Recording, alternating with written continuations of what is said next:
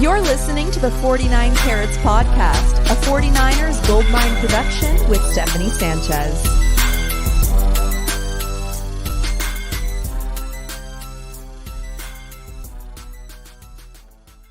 What's going on, everyone? Welcome to another edition of the 49 Carats Podcast. I'm your host, Steph. It is Wednesday, April 10th. Another Wacky Wednesday coming for you with my Wednesday co-host, Coach Desi. Desi, how you doing today? I'm good. I'm really good. But how are you, Steph? I'd say I am better than most days. I know what you're insinuating there, and it's because I am an engaged woman, and hey! yeah, I proposed to my girlfriend of 8 years last Thursday. Yeah, 8 years. It's almost crazy it hadn't happened yet. So it was a long time coming. I've heard many hints in the past 8 years of how it should go down, or all this stuff. So yeah, I did it, and then we went to a great trip to Puerto Vallarta in Mexico for the weekend, and it was great to just celebrate it for a couple days. And yeah, now we got to get into the wedding planning of it all, so that'll be chaotic, but I'm excited. I'm happy.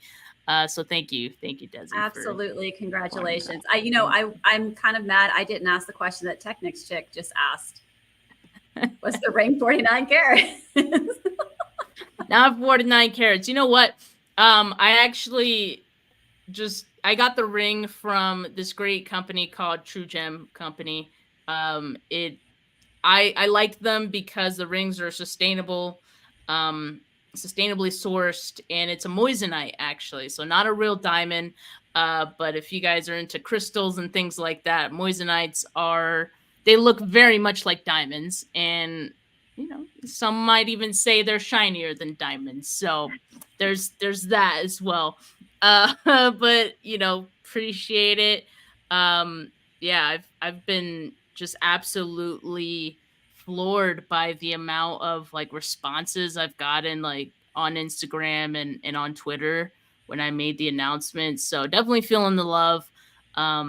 And I appreciate it from everyone. But and everyone in the comments here, thank you guys so much. Appreciate it. But we have quite a bit to go over today on our show.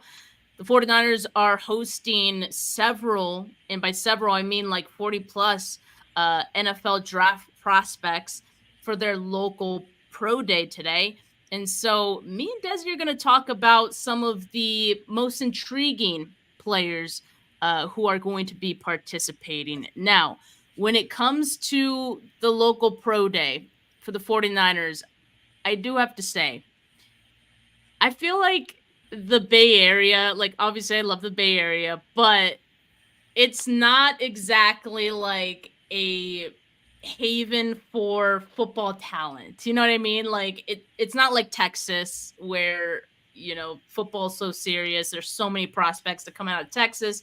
It's not like Florida. I feel Florida's another hub, right? And so the Bay Area, not quite as big of a football hub. So when you look at the list of names, joining the 49ers for this local pro day, you often get a lot of people saying, who the hell are these people? Well, we will at least tell you what some of those players are. But I will say this, it's an opportunity for smaller school prospects because, San Jose State, even Cal maybe, not, of course, are known schools, but they're not always seen as a top school, of course. So for me, I think it's cool for some of these prospects from these schools to, get a chance to work out in front of an NFL team.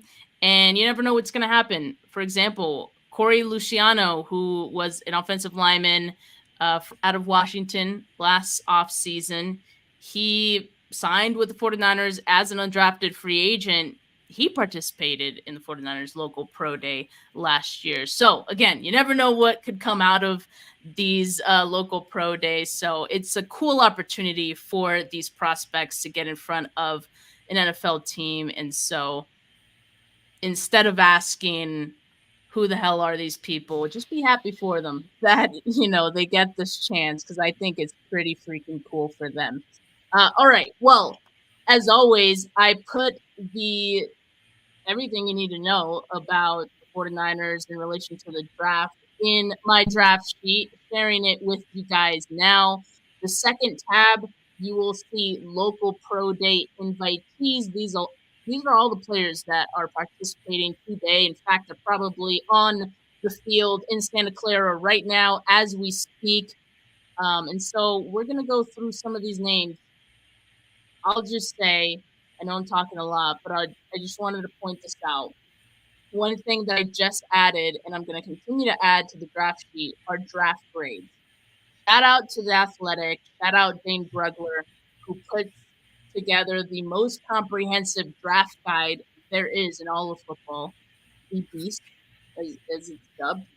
And so he adds those draft grades, and so I am putting those draft grades into the draft sheet. I think that helps add a little more context to these players, and so that will also guide our discussion today as to who are the more intriguing prospects that are joining the 49ers for their local pro day. So without further ado, let's just start with the first. Most of these are priority free agents. There's only one who is actually projected in their draft grade to be like a 7th round pick. But aside from that, we've got one projected 7th rounder, a couple of priority free agents, and the rest probably undrafted free agents, and things like that. But we'll go over the priority free agents and that projected 7th rounder, starting with Austin Jones out of USC. He's from Antioch, and I mean, USC, I know a lot of 49ers are fans of them, so that's cool. But Austin Jones went to Bishop O'Dowd in Oakland for high school. He also played track in high school, played 3 years at Stanford, actually, and 2 years at USC the past 2 years.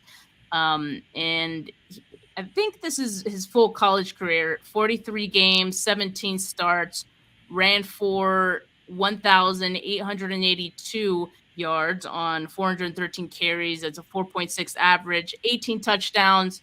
He also caught 92 passes for 798 yards. So not bad there too. He has that receiving back ability. He has 1 receiving touchdown. And he returned 4 kickoffs as well, which, the 49ers could maybe use someone who can, return some kickoffs. So that might be a plus. And this past off season, he participated in the Hula Bowl. So actually, I did ask him if he spoke with the 49ers at the Hula Bowl, and he did. So he was already part of the draft sheet as part of that. So yeah, there could be some interest there from the 49ers, and he's considered a priority free agent. Interesting. What's cool about this is literally this is like finding the diamond in the rough, right? Like these guys, I just love that they have this opportunity because so many people just want that shot.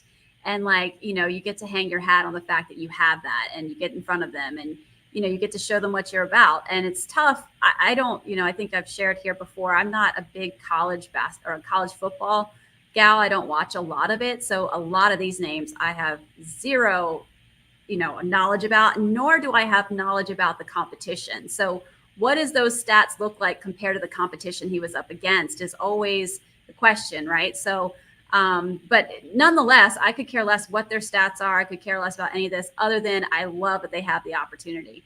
I did look up some injuries for some of the ones that you're going to go over. Austin pretty much had a fairly clean history in terms of injury, maybe just a little hamstring tweak, but most running backs don't get out of college without having at least one hamstring, especially if you ran track. Boy, you can get those hammies a little irritated quick. So for sure. And again, the Beast, the draft guide, the final note that they have on Austin Jones is, quote, overall, Jones has an undersized build and won't push piles, but his vision, foot quickness, and pass catching skills will help him compete for a roster spot. So, yeah, I mean, I think the 49ers are probably going to target a running back in this draft, bring someone else in for some extra competition, maybe someone with their draft picks, and maybe someone as an undrafted free agent. So Austin Jones could definitely be that for them. Let's get to the next intriguing athlete. Like, now this one's an interesting one. All right, Ron Stone, and this is Ron Stone Jr. Okay, he played out of Washington State, and after reading more about him, I think this one's one of the more intriguing ones to me. He's a San Jose native. He played in Washington his entire collegiate career. And he's a junior because his dad, Ron Stone Sr., for those of you not aware, played in the NFL as well. His dad was a 4th-round pick in the 93 draft, and he actually has 2 Super Bowls with the Cowboys. So that's pretty cool for his dad, and for Ron Stone Jr. to have kind of been around that. And so in Washington, he played in 58 games. He tallied 202 total tackles, 31 and a half tackles for loss. That's a lot. 16 sacks, 5 forced fumbles, and 8 passes defended. He was also at the Hula Bowl. So again, gave the 49ers a chance to, see a little bit more of Ron Stone. So definitely someone I have to imagine they'd probably keep an eye on, today, because, I mean, the 49ers can never have too many defensive linemen, right? Agree. We definitely looking to beef some of those trenches up. So let's bring it. Yeah, I love this one. Definitely wouldn't mind. Now, as far as the actual, like, is he more an inside or an outside guy? I'm not really sure. But yeah, I was trying to read up on that, but not really sure. So, but anyway, in any case, 49ers still looking for, some more talent. I guess, like, in the Beast, he is projected as a Sam backer, which not sure, is that like linebacker, Sam linebacker.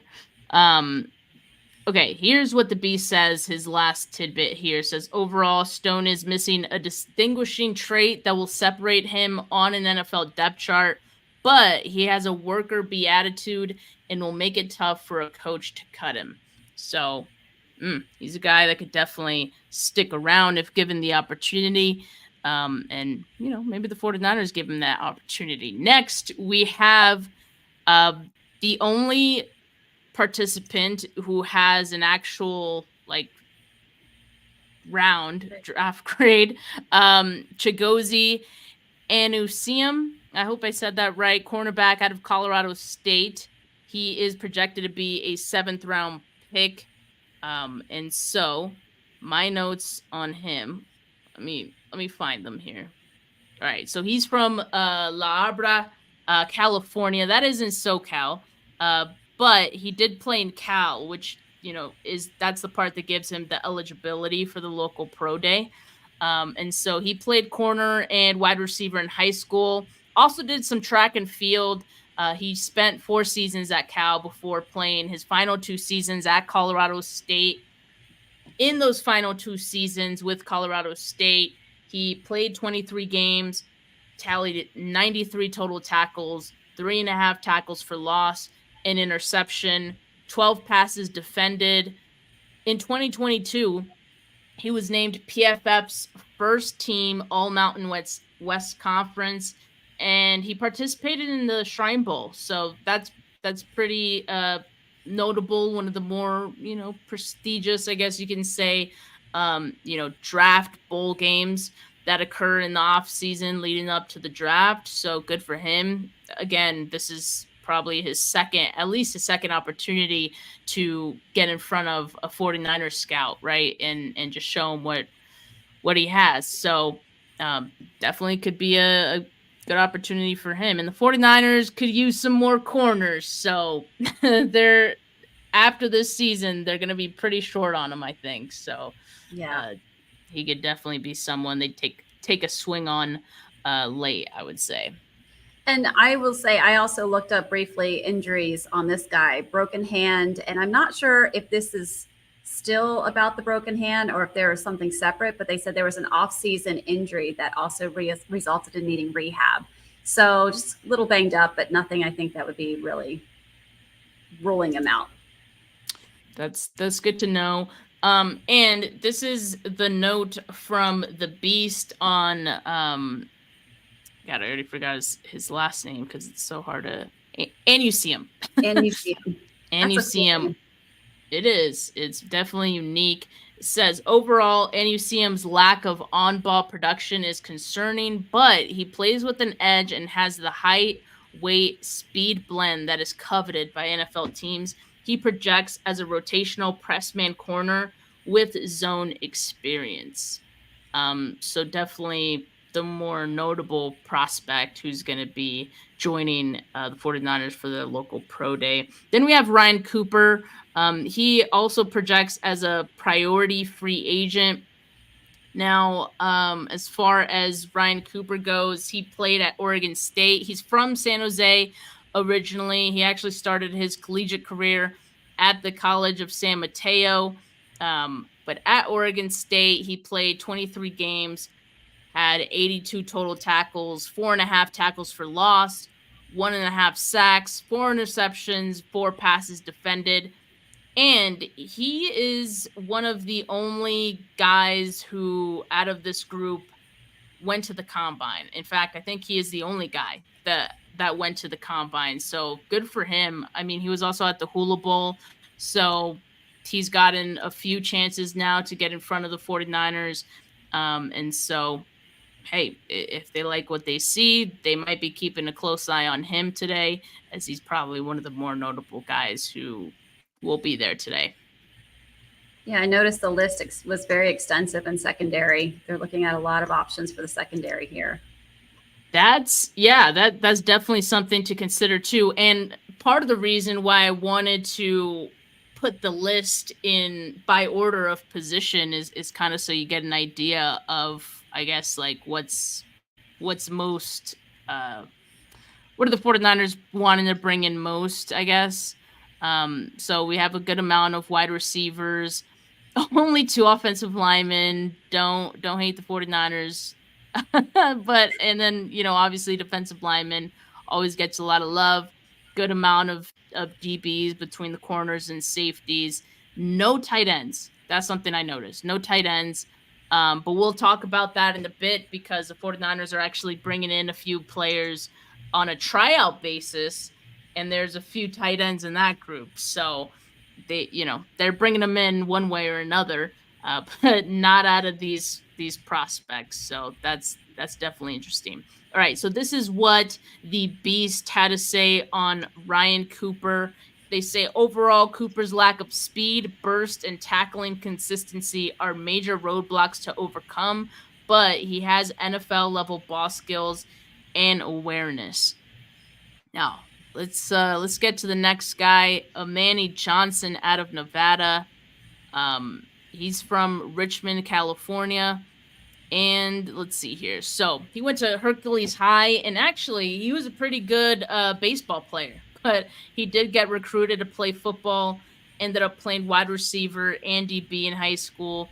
And he might have one of the most interesting trajectories of any of the players who is joining the 49ers today. I almost want to invite him on the podcast because I have questions, He spent in 2018 as a redshirt.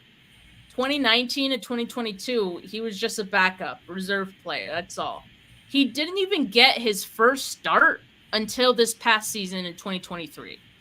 But what he did in 2023, 100 tackles, 3.5 tackles for loss, a forced fumble, 6 passes defended, 3 interceptions. He ended up leading the team in interceptions and tackles, and he was named first team All Mountain West Conference. that's it. Like literally had nothing to show before that 2023 season, but he kind of just like exploded when he got that opportunity. And now he's a projected priority free agent. So definitely like really interesting for Manny Johnson. That definitely to me makes him an intriguing, prospect who's going to be joining them today, because it's like, hey, I mean, for one, I want to know what happened in the years prior that you couldn't get on the field. Like, was that Nevada's fault, or what were you doing?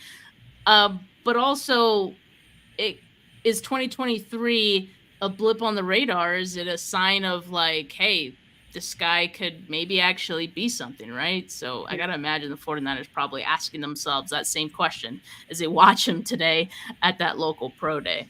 Yeah, and none of that was because of injury. I didn't see anything when I looked it up. And I would say I'm voting yes, have him on the podcast. I need to know the answers. I love the underrated players. I love when they shine. That is just part of why I love Brock Purdy so much. It's like when you just don't think, everybody's against you and doesn't think you could do it, and you just come up and just, hit them with the right hook. It's just beautiful. Love it. Yeah. Definitely on the podcast. That's definitely interesting. Like I said, I have questions. I have many questions. This is what the Beast had to say on Manny Johnson. Overall, Johnson will need to answer questions about why he was a late bloomer, but his film shows the range and post instincts of a future NFL player.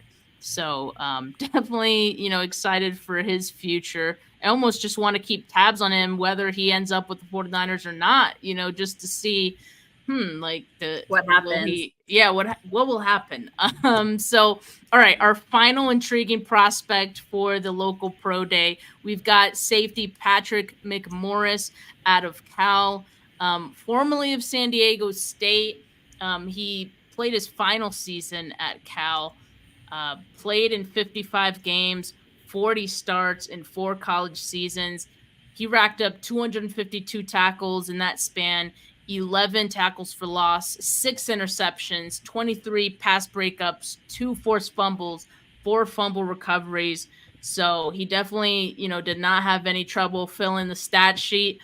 And this season, okay, he was the other guy that participated in the combine. So he also participated in the Hula Bowl. So we've got 2 guys who are at the 49ers local pro day who participated in the combine.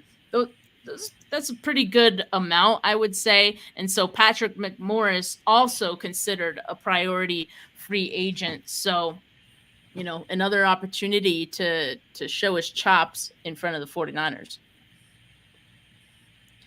And let's see here what the Beast had to say about Patrick McMorris. It says, overall, McMorris lacks high-end range and needs to become a more reliable tackler, but NFL teams understandably like his play recognition and physicality. So, again, we're talking about like undrafted free agents, priority free agents, guys that you're going to take a swing on.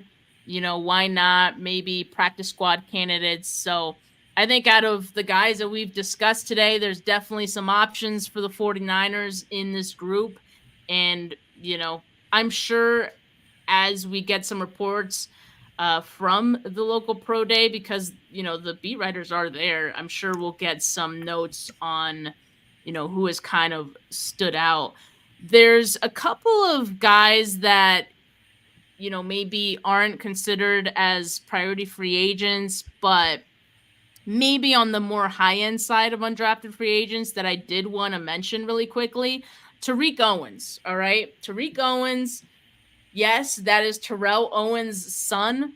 He played at a Missouri State. He grew up in Pleasanton in the East Bay, and he's kind of had his name brought up a bit on Twitter, as I've seen in, league circles, I would imagine. He was already on the draft sheet because I think, let's see, what is his report here? So he spoke with the 49ers at his pro day at Missouri State. So there has already been some contact with him, not just this local pro day. So that's another one to keep an eye on.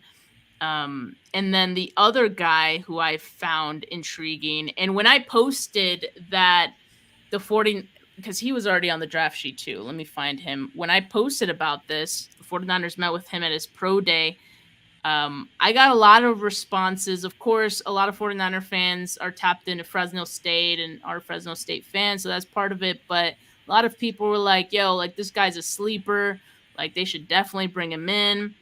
So when I saw that he was going to be participating in the 49ers local pro day, I was like, oh, that's great. Like, he could be a sleeper. And again, he's considered to be an undrafted free agent, but probably more on the high end. So there's still probably an opportunity for Lavelle to, get some love and, compete in camp. From Sacramento, played football and basketball at Burbank High School. Played his entire college career at Fresno State. And this past off season, leading up to the draft, he's participated in the Shrine Bowl and the Hula Bowl. So he's had some opportunities to, raise his draft stock, I should say. Thank you, Desi. raise his draft stock. So, yeah, I mean, that's an intriguing one to me, I think, Lavelle Bailey. So just a few names to keep in mind. Yeah, Lavelle Bailey, I did see a knee injury. There was no specifics behind that, but I don't think it was anything significant. So interesting group. Yeah, interesting group. Mr. Sir says that boy Maxwell Anderson, the best DB out there. So yeah, I mean, I love hearing, your guys' input on and where is Maxwell? Oh, here he is. At a Weber State. Yeah, I love hearing you guys' input because, maybe you guys follow some of these players a little more tightly than we do watching college football. So, I'm open to hearing about these guys, but just wanted to talk about a few of them. There's 42 or 41 guys who are going to be participating. So plenty of guys to talk about. We'd have you here all night if we went through every single name. But there's other guys who are going to be participating in the 49ers local pro day. Some familiar names to some because they have already been in draft classes.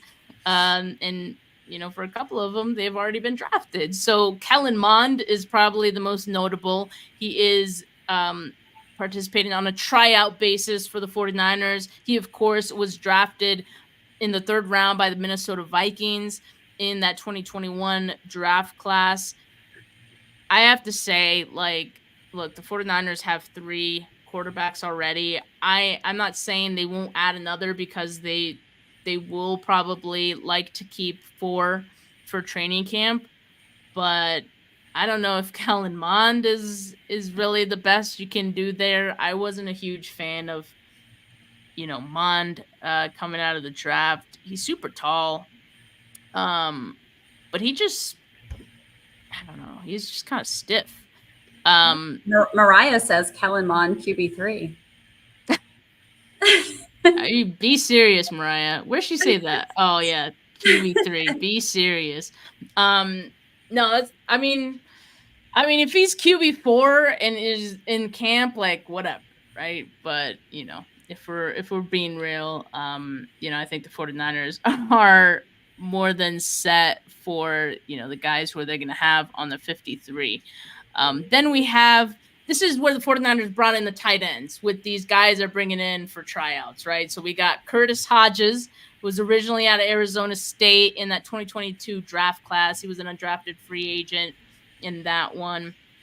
Then we got tight end Hunter Kampmoyer out of Oregon. He was an undrafted free agent in that 2021 class. And then Tommy Sweeney from Boston College in 2019. He was a 7th rounder. But all these guys are free agents right now. So the 49ers thought, well, why not bring them in?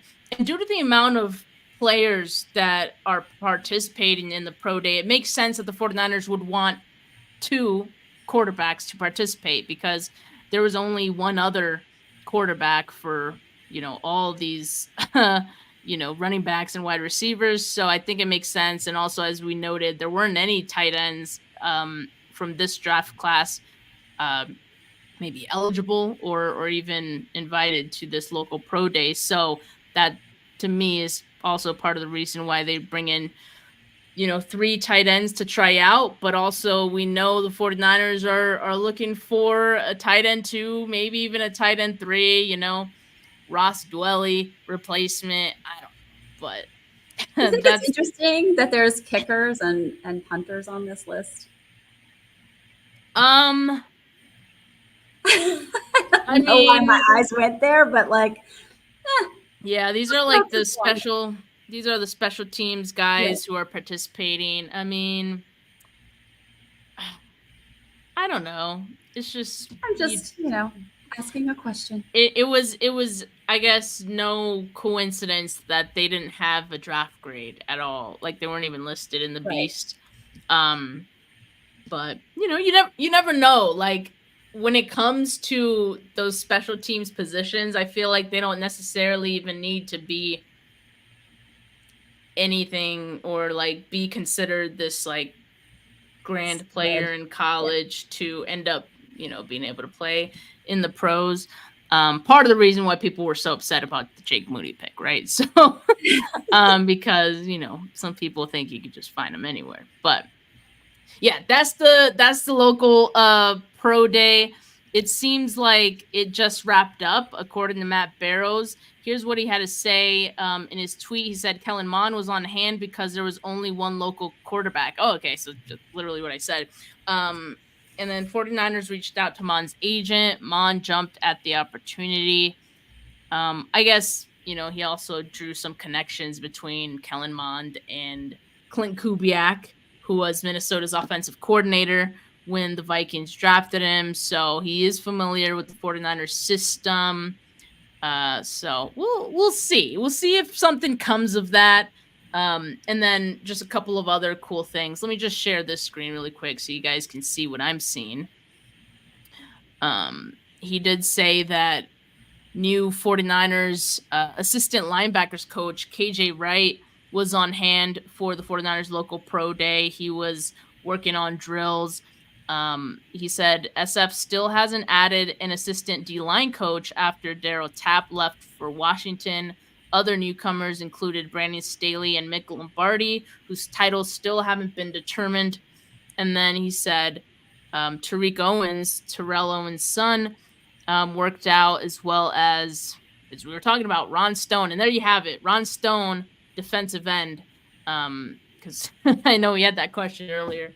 He was also so did Ron Stone Sr. play with the 49ers as well? Because I didn't see that in the notes, but I'm not. I guess he did, because Matt Barrows said he was a 49ers legacy on hand. So again, Ron Stone, that one might have legs, man, because if you look at his stats and you see the connections, it could work out. So let me see. So it says, he was with the Niners from 02 to 03. That's what I'm saying. So that's interesting, right? That makes him all the more intriguing.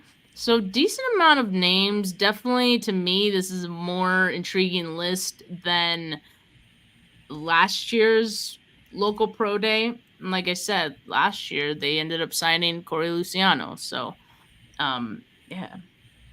Uncle Salty asks, how do we get an updated copy of your 2024 draft sheet? It is shared heavily on my Twitter, but for those of you on YouTube watching this right now, let me just put the link in the description. For the audio listeners, I will put the link in the description of the audio version of the podcast as well.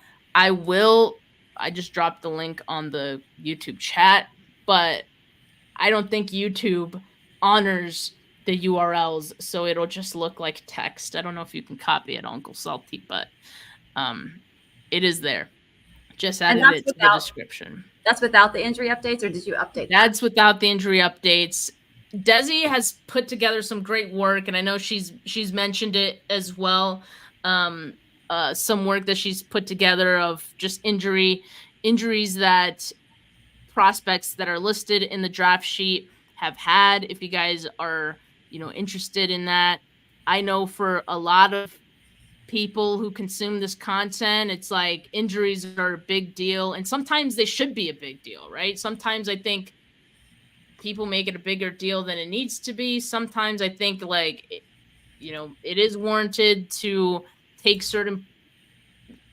a player who has certain injuries off their board because of the injury. That's why we have Desi, because she is like the best person to ask, and help inform us on when we should be wary about certain injuries and when it's not as big a deal. So, Desi, can you figure out how to share? If not, I can pull it up really quickly as well. I hope I can share, just because I highlighted a couple of things. That's not it. I can. Oh, here we go. I got it. Okay. Boom. Can you guys see? Awesome. Yeah, you might just need to zoom it in, and then we're good. Here, let me do this, actually. Here we go. Perfect. Yeah, so I did a couple of highlights here. It's not going to be highlighted on the one that Steph will put out there. I just highlighted this for the purpose of the podcast today. So Andrew Phillips, as you can see, there were several different injuries: ankle, knee, shoulder injuries. There's a lot of other injuries on here, which I didn't feel like were all that significant. I mean, there's going to be ACL tears. There's going to be, shoulder scopes, knee scopes, ankle sprains, things like that. For the most part, that's what I found. But the ones that I have highlighted here are some that I think are a little bit more significant, or there's just more than one injury that seems a little bit more like something you'd want to evaluate in their process. So if you look at Marcus, he had a fractured and dislocated ankle.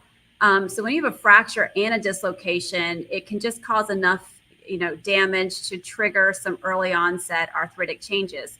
The things I think you think about when you're looking at athletes is, you also have to consider the need. Like, is he going to get arthritis right away? No, but maybe in 8 years, maybe in 10 years, that starts to rear its, head just a little bit. And so if that's not a long-term need, which, how many times does an organization look at a player long-term like that?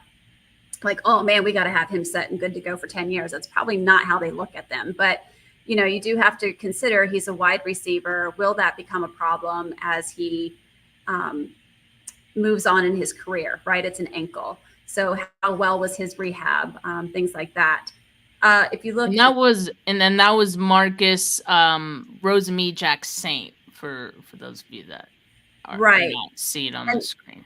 And that was surgically repaired back in 2020. So it seems like he's done very well, over the course of the last 4 years. So now, again, you add on those 4 years plus however many years in the NFL before you start to maybe see some issues. As I'm scrolling on my screen, is it scrolling on your side? Yeah. Okay, good. Yeah. So Jackson Sermon, the only reason I highlighted this, because you can have a biceps tear and be okay. And I didn't know if it was surgically repaired or they just kind of let it go, but he's a linebacker. And linebackers, you're really grabbing people that are, they've got some force. They're you're trying to bring down a running back who's running downhill, and you're bringing that arm out to pull him. You really need that jerky sensation or movement pattern of your biceps to kind of bring a player down. So I do, look at that left bicep tear as like something to maybe look a little bit closer at given his position. James Williams is a DB out of Miami. Surgery to repair a muscle injury. It wasn't specific about which one. Also had a shoulder injury. Those were back, in 21 and 22 respectively. This one was interesting. I think that's the only reason why I highlighted this one. Craig Young, he's a linebacker out of Kansas. He was shot in the hand, leg, and elbow, and he had surgery. He had surgery on his hand, I believe. Yeah. So I don't think this is any kind of long-term issue, but it was just, interesting to talk about. How often do I get to talk about gunshot wounds? Right. So, I'm thinking that the repair, there maybe have been some soft tissue damage. Maybe there was a ligament that had to be repaired or something in his hand. I don't expect it to be a big problem. He's a linebacker. Leg and elbow, maybe just soft tissue wounds that needed to heal. But that was just, interesting to me. Eric All, torn ACL with surgery back in 23. He missed 7 games, but then he also had some back surgery in 22. And so that's a tight end, right? That's a position that we've identified as potentially a position of need at that tight end 2 position. So ACL and back injury for as much blocking as our tight ends do on our team. I don't know. Maybe you look at that. This one, Akeem Dent, I couldn't specifically find the injuries, but I did see a quote that said that he was talented but oft injured safety.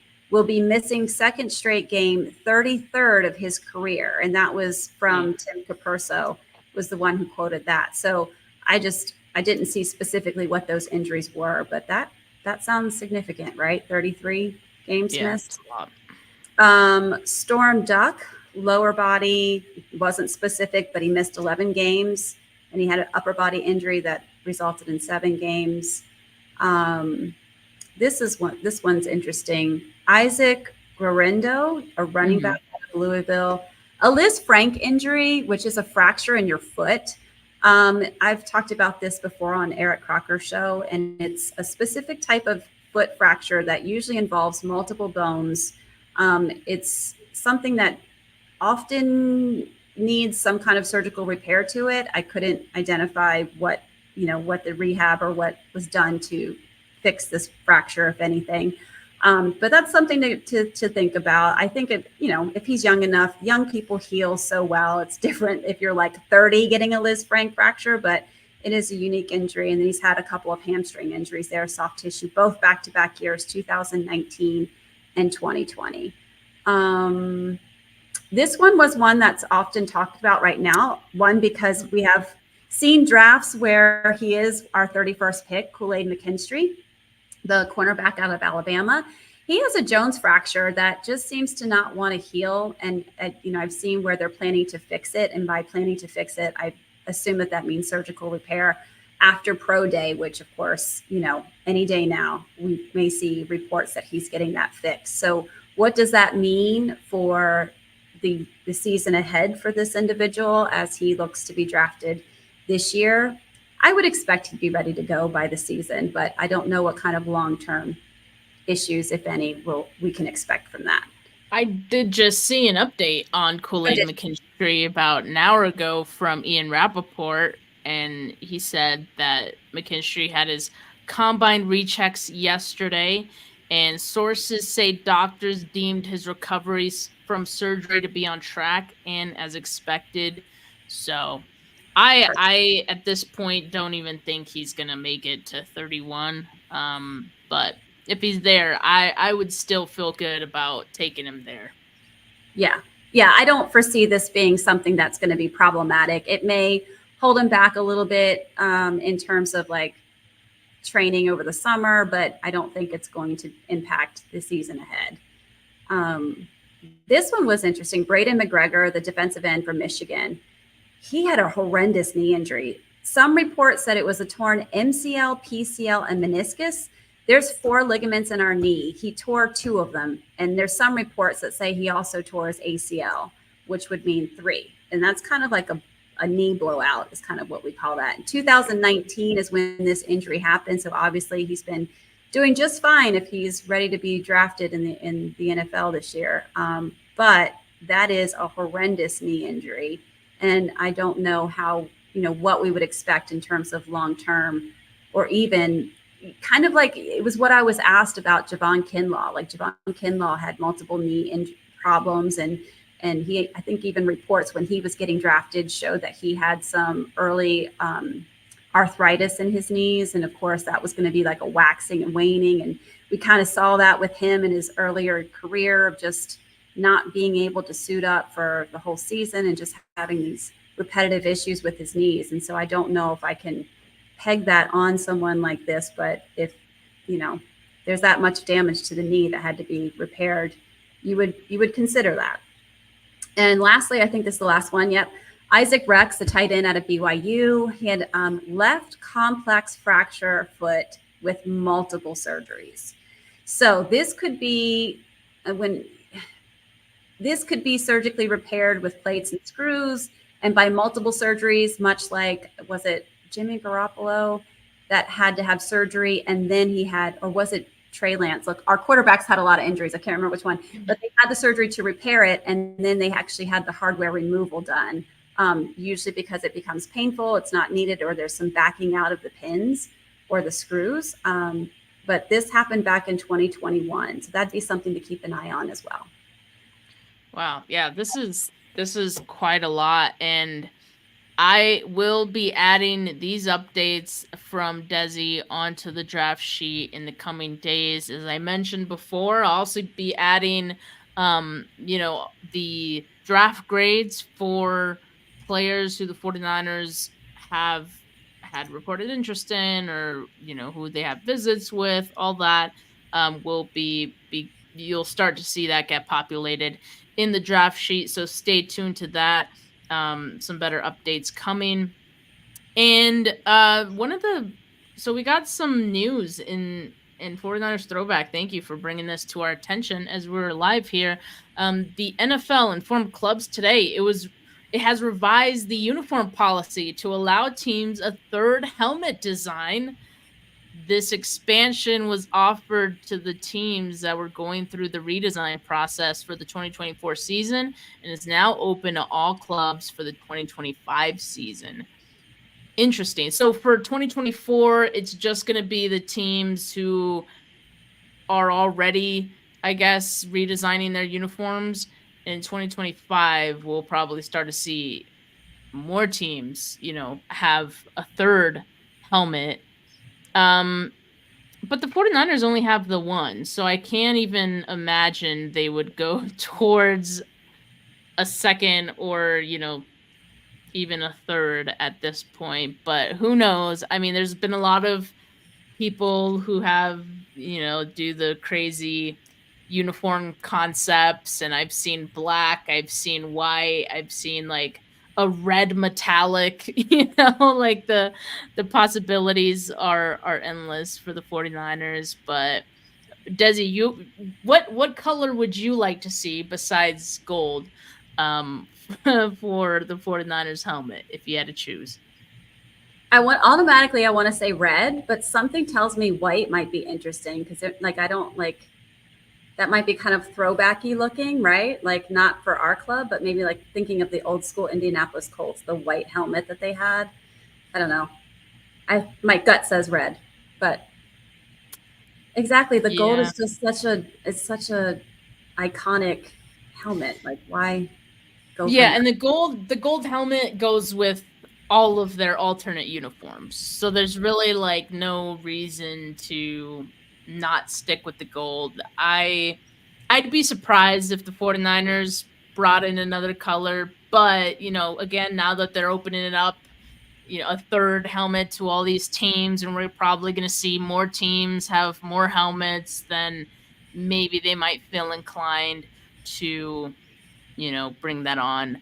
49ers, I was just getting ready to say that. I'm like color. I'd like to see either a glitter or a chrome. Like that would be. So the only thing with gold chrome, that is like blinding, which maybe could be to the 49ers' advantage, but like I could see so many issues with a chrome. Like I remember a really long time ago, this is funny, Justin Bieber had a chrome Fisker, and I'm pretty sure like he was told he couldn't drive it or something because it's dangerous. Like the sun shining off of that is like so blinding. It's literally blinding. So I mean, I don't know if that would really fly. So I obviously don't get my nails done, but I see people who have their nails done.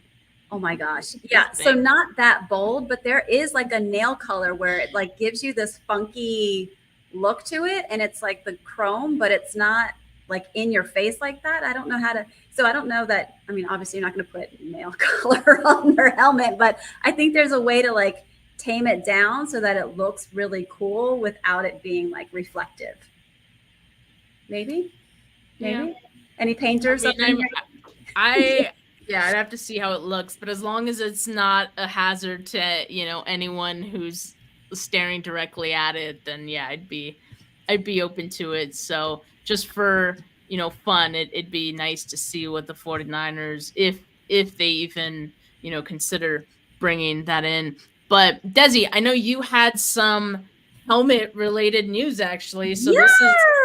this is a good segue into that. What do you have for us? It's a great segue.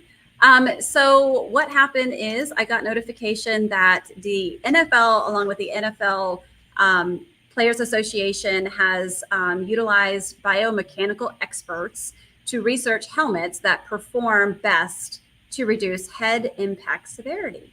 And not only did they do this and there's a nice, beautiful poster that I'm going to share here in just a second. They also listed it by 3 different playing positions. So they did offensive line, defensive line, and quarterback. So let me bring up what that looks like. Here we go. Boom. So they do this, I believe they do this annually. They kind of do a test to see which helmets have performed better. And this was the first year, though, I think they delineated between the different positions. So here you can see, this is the general helmet testing performance results. The Riddle Axiom 3D was the #1 overall. But you can see, like, this is how close they were in their grade. Some of them were like almost just a complete tie. You get into the light green, and that's not bad, but the yellow you definitely want to avoid. And the red has actually been prohibited. So anything in the red, they've completely just said you're not allowed to wear that helmet in the league.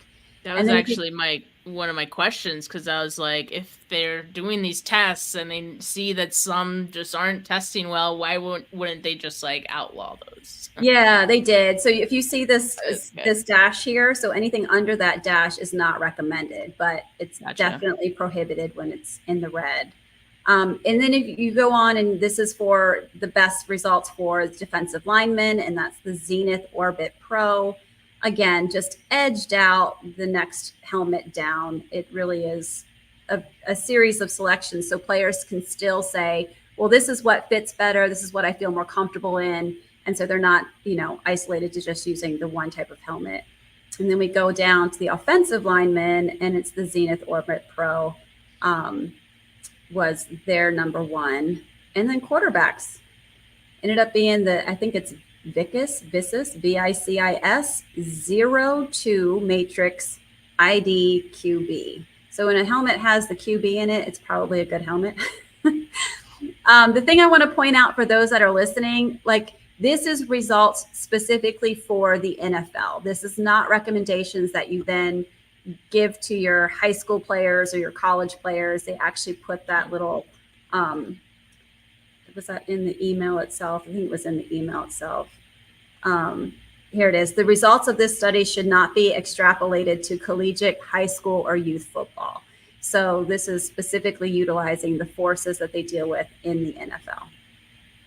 Yeah, and that it is so fascinating. I never even thought about how different helmets may perform better for different position groups. Like, I kind of just thought it was like one size fits all, but every position group kind of has a different way of impact, I guess, like the kind of impact that they would get. So yeah, this is really great research.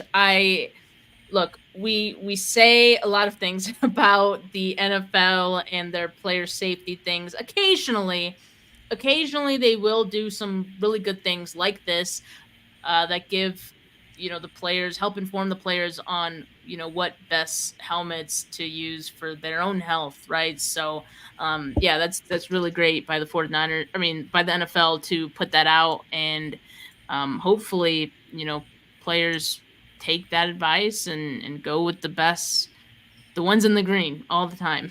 No matter if it's chromed out or glittered or not. Exactly. There you go. This was interesting because if you remember last year in the playoffs, Patrick Mahomes' helmet, right? It got cracked from the sub-zero temperatures. And so I joked around and I was like, I wonder if that was in the tiny print of the packaging of the helmet. But truly, these things are tested, and that what we see on the outside is merely just the beauty side of it, if you will. The inside is where all the action is. That's where the padding is, and the specific padding, and how much and how dense. And there's a lot that goes into how you have the appropriate helmet, the fit, even the grid that's on the face mask part. All of that matters. And I love that it was in collaboration with the Players Association. So together, this was something that they both agreed upon and looked at the results of. Yeah. Kudos to the NFL. Kudos for once. But that's really great work. Thank you, Desi, for bringing that to our attention and showing us that, as well as the injury notes that you've added to the draft sheet. We'll definitely be adding those in. And hey, this has been a great show. Like I said, we've had a lot to go over, and we did it. And it wasn't too wacky. I told Desi when we first started, I was like, we're just going to wing this. Like, we have our topics, but beyond that, we're winging it. Let's go for it. And I think it went well. Yeah.